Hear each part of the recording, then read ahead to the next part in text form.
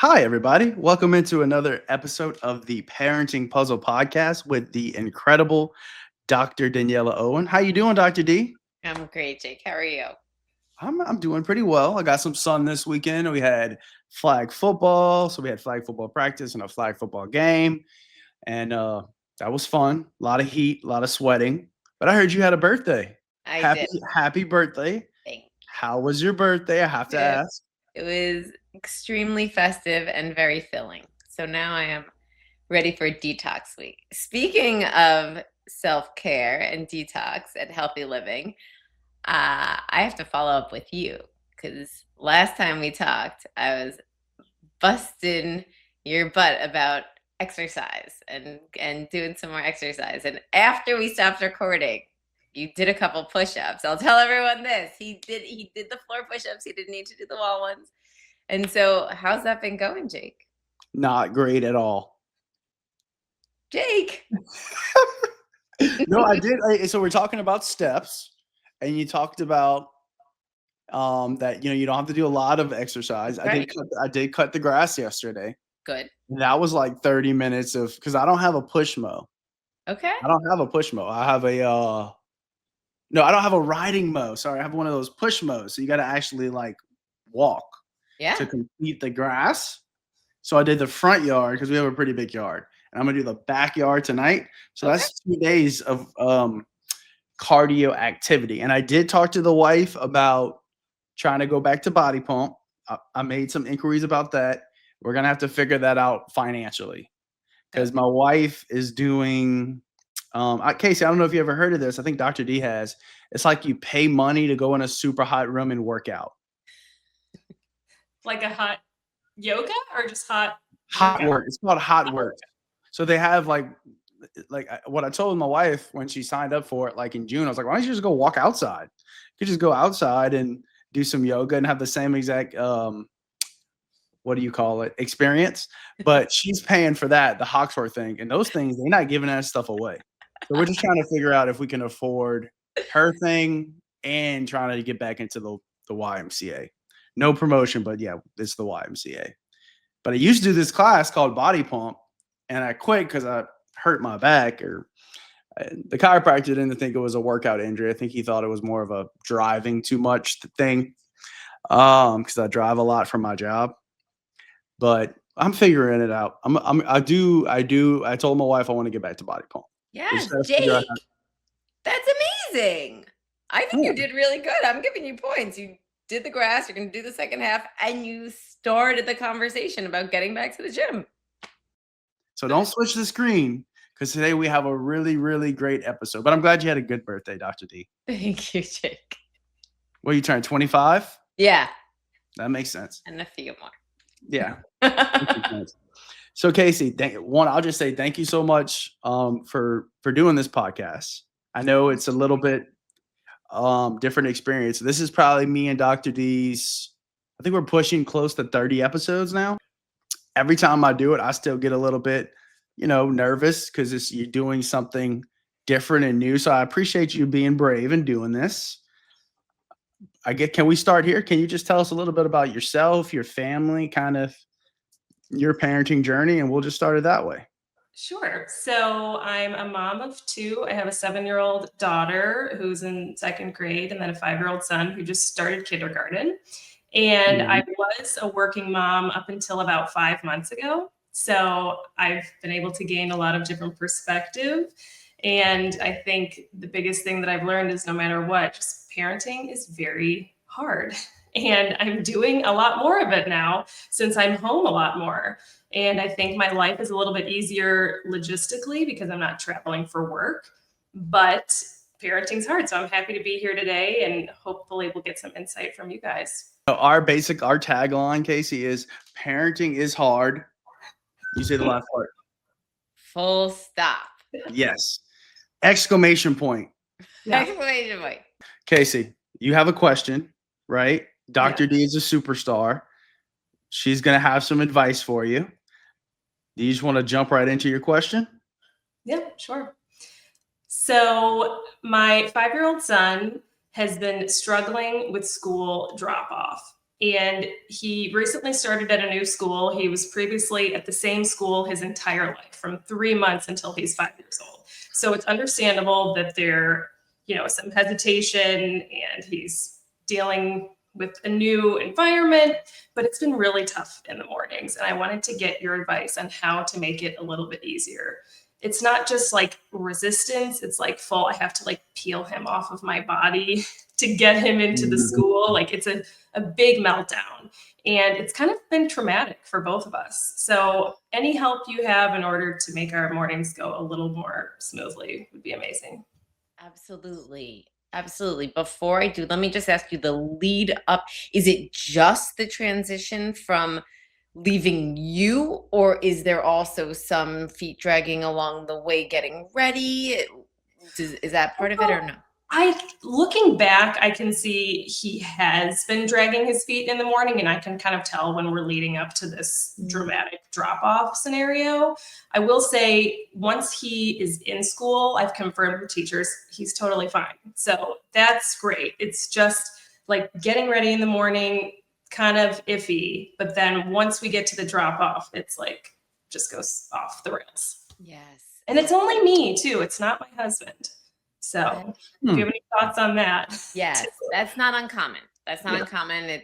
That's often the case that there's one parent that's sort of the one that they just want to be with. And, it's in their minds, the alternative is like, if I don't go into this building and do learning all day, I get to hang out with mama and play all day, right? So there is this idea of what not school is. It's usually not the truth, but that sort of can be part of what contributes. So this is a really great question. I love this question. And it doesn't just have to apply to school. It can apply to any activity or any sort of required thing that you need to do, or even something that's optional, but that you've, signed up for maybe and paid for and agreed that you're going to try it for a certain amount of time, like an after school activity, for example.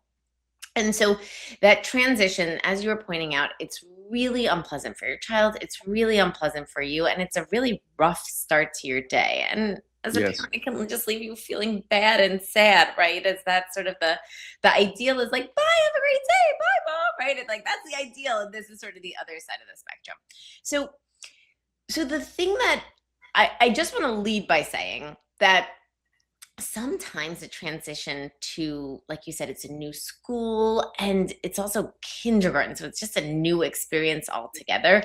That just takes different kids a different amount of time. And sometimes when you have an older kid who didn't have that kind of transition, that becomes for you as the parent, your normal, your benchmark. And so if you have another child who has just a different transition pattern, that can feel harder than if you have kids who kind of both do that, or if your second has a hard transition, but less so than the first, right? So it's just important to recognize that and realize that sometimes it just takes kids a little bit longer. And as hard as this may be, these moments, just really focusing on parenting patience can actually go a long way. So if you're telling yourself, this is okay, this is a new transition, this is a very big change, this can be hard in the beginning, I'm just going to watch and wait. You can set it for yourself, like I'm going to give it 3 or 4 weeks to see how this is going. And if we're trending in the right direction, I'm going to take myself some deep breaths and like be okay with it myself. So just kind of some encouraging self-talk can actually be really helpful for parents in this situation, because your child just might need longer to get into the new routine. Mm-hmm. That said, there are also some tricks and tips that we can use that can help with this. So right now, when you are in that situation of having to peel your child off, that experience, that transition from leaving to getting into school in the morning is unpleasant. The emotional one is upset or maybe angry or sad. It's an unpleasant emotional experience.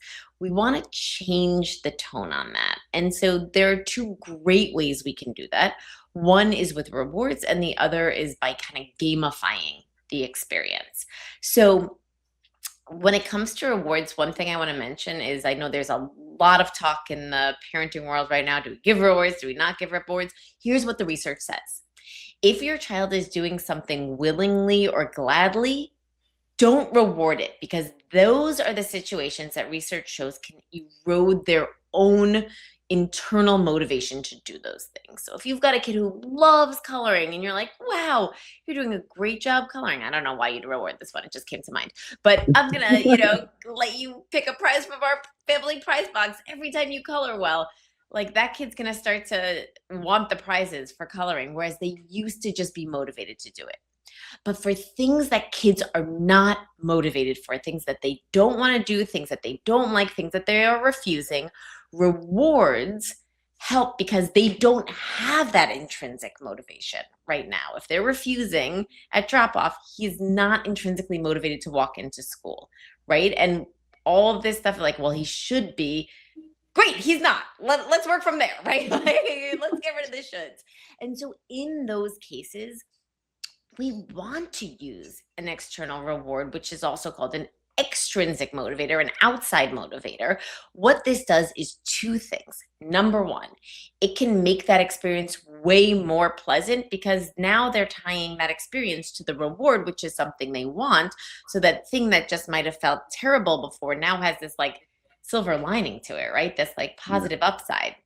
Number two, with practice, actually, by being rewarded and getting that extrinsic reward, it can actually develop internal motivation or intrinsic motivation because they might discover, hey, I actually like going into school. Ooh, when I get in there a little bit earlier, I get to do a fun job with my teacher, or we play a game before things get started. And I didn't know that because I was barely getting in on time before. So sometimes that internal motivation builds after we've changed the situation using external motivation. I like that. So sorry for throwing all that science at you, but this is a really important point because there's a lot of talk in the parenting world right now and parent advice that does not confirm this. And this is what the science says. Okay, so I just wanted to say that. So how do you reward? I love using a system for something like drop off called red, yellow, green. So red are the days where the feet are dragging, you're literally peeling your child off. There's a lot of refusal. There's complaining. There's moaning. There's crying. All of that. Those are the red days. Okay. Those are not the good drop off days. Then we've got the yellow days. Those are the better drop off days. So there's a little complaining, a little moaning, or a few tears, but actually your child is able to separate on their own and get in on time. And then there are the green days. Those are the days that your child says, bye, mom, and walks into school. It's okay if there's a tear. It's okay if I don't want to go, but you are not doing the physical peeling. Your child is not risking being late. Those are the green days. Those are the ideal. That's what we want to get to. And so the way you play this game or use this reward system is, and you can prep it ahead of time, just depending on, your flexibility and ability. You can actually make some little circles or little cards that say red, yellow, green, or have like a little red, yellow, green circle or square on it, and carry them with you. And so based on the morning, and you of course want to explain this to your child, based on the morning, they get a card. So if it's a really rough drop off, they get a red. If it's a medium drop off, they get a yellow. And if it's a good drop off, they get a green. And the cards get traded in at the end of the week for a reward. So you can start with, if you know what you're getting. So if you're getting 2 green days right now, 2 yellows and a red, you probably want to say something like 4 green days, and the other one could be red or yellow, earns you the reward. If you're getting 1 green day or no green days, you're going to bring it back and say 2 green days gets you the reward, right? We can do it gradually. It doesn't have to be all in one fell swoop. And so you can say, let's say going back to the beginning, you're getting 2 green days. You usually have like a yellow, and then there's like a couple days where it's just awful. So you can say 4 green days and you get your reward. And so you give the cards and if the first day is red or yellow, you're going to keep reminding, hey, if you still want to earn your reward, we got to get a green today. And so you're giving your child the cards, and then at the end of the week, they can turn it in for a reward. So that can be taking them to the library after school on Friday and getting a special new book. It could be going out for a special snack on Friday after school. It could be something really fun that you're going to have, that you're going to do over the weekend, but you want the reward to come as close to the time they earned it as possible. So if it's like we're going to go do something fun on Sunday, you might want to make like a little certificate or something that they can have, that they can earn. And it can also be, if your child is motivated by material things, it could be material things. People are always asking me, like, can we give my kid money? That's really what they want. Sure, give your kid money. Just don't give them $40, you know? It could be like $1, a couple bucks, right? If that's what works for your kid, we want to meet them where they are. Whatever is going to motivate, whatever is going to reward, that's what you want to give. And parents often are like, oh no, I'm going to be doing this all year. I promise you, you will probably get through 3, maybe 4 weeks, just depending on how bad it's been going, before this is no longer part of the thing. You're getting all green days. No one's thinking about it. No one's talking about it. And they're not going to ask for those rewards anymore. Okay. So try it. It's kind of fun. It's a game. If you've got 2 kids, you can motivate your second kid with something a little bit different, right? So maybe they can do something a little bit helpful or something to get their card. But this can make it a little bit more fun and really can change the emotional experience of drop off. The other things you can do are just, you can add choices. So sometimes when our kids have to go do something that they don't necessarily want to do, like school, it can feel like a loss of power.